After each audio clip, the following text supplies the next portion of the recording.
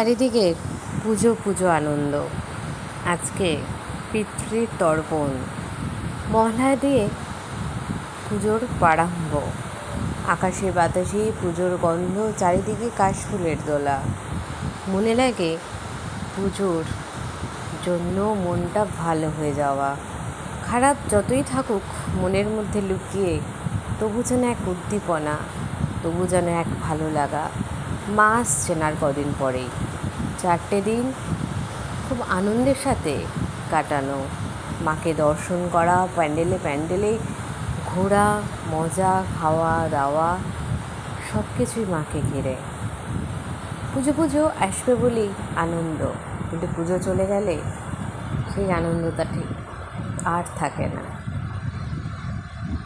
আগমন বার্তা জানাচ্ছে মা আসছেন, তাই জন্য শুভ মহালয়া জানাই প্রত্যেককে এবং অনেক শুভেচ্ছা, ভালোবাসা, প্রণাম জানাই।